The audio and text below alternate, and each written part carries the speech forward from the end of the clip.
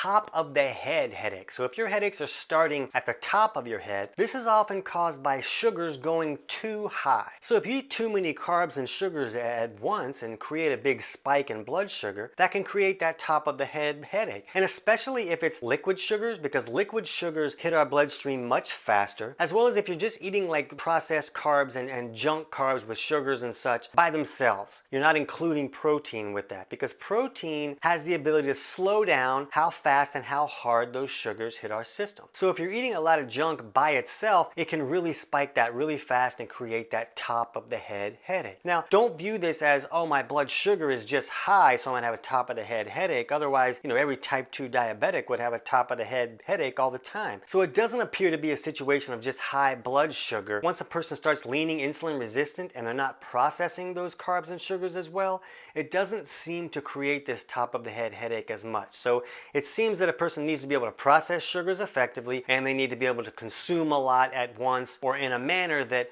makes a large sugar spike. The next headache is a frontal headache. If it feels like your headaches are starting right in the front of your head here, that's usually caused by sugars dropping too hard too quickly.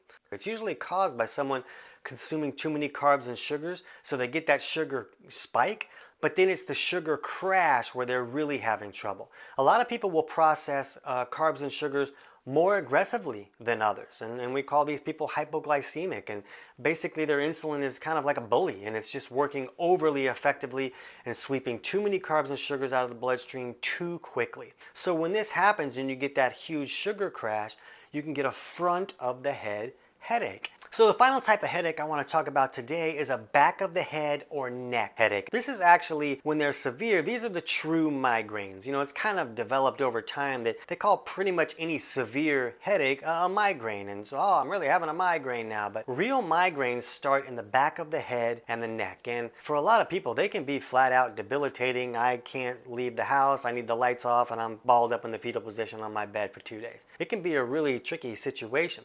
So what we need to understand with back of the head and neck headaches, where they start there, is that there can be a couple different causes that are creating this, and it's important to understand, to figure out for you which is the cause.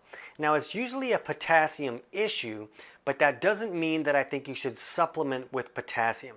It's usually an issue of the body not bringing in potassium correctly because there are digestive malfunctions. We need digestion working correctly to really bust the food apart and pull all the minerals and nutrients out of that food. And if we can't break our food down correctly, then we're not able to access the potassium that's in the food that we're eating.